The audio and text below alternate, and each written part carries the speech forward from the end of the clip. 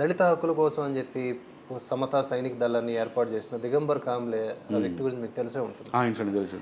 ఈ మధ్య అతని మీద కొన్ని భయంకరమైన ఆరోపణలు, ఏకంగా పోక్సో యాక్ట్ కింద కేసు నిర్మల్లో నమోదైంది. అంటే ఒక కూతురు వయసున్న బిడ్డతో కొంచెం మిస్బిహేవ్ చేశాడు అని చెప్పి. అంటే ఎవరి కోసం అయితే మేము వచ్చాము, మేము మీ అందరి కోసం మేము ఉన్నాము, మిమ్మల్ని బుద్ధిజం వైపు నడిపిస్తాము అని చెప్తాడు.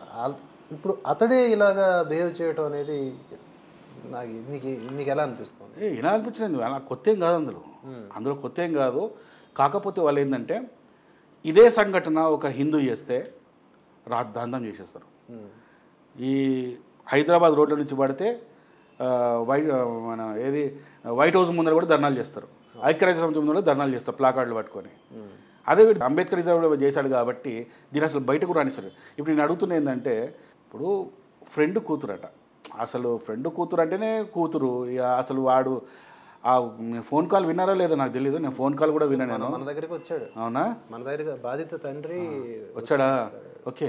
ఆ ఫోన్ కాల్ సంభాషణ కూడా నేను యూట్యూబ్ ఛానల్లో విన్నాను. అలా మనదేనా అది?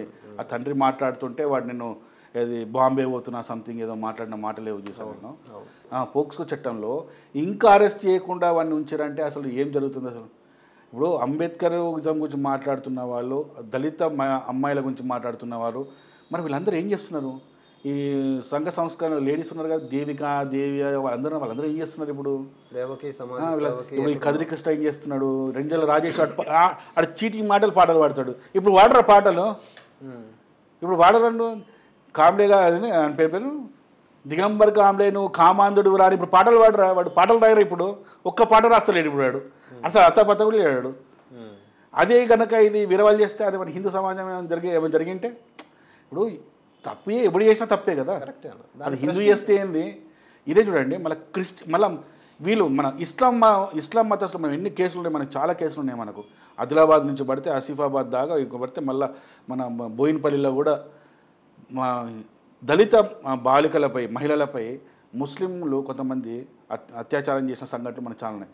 ఒక్కదాని కూడా గురించి ప్రశ్నించరు వాళ్ళు. నాగరాజు గురించి ఎగ్జాక్ట్లీ ఏ దాని గురించి ప్రశ్నించరు. కానీ హిందూ ఇన్వాల్వ్ అయితే మాత్రం ఇక వాళ్ళు చేస్తారైతే ఇక రచ్చే.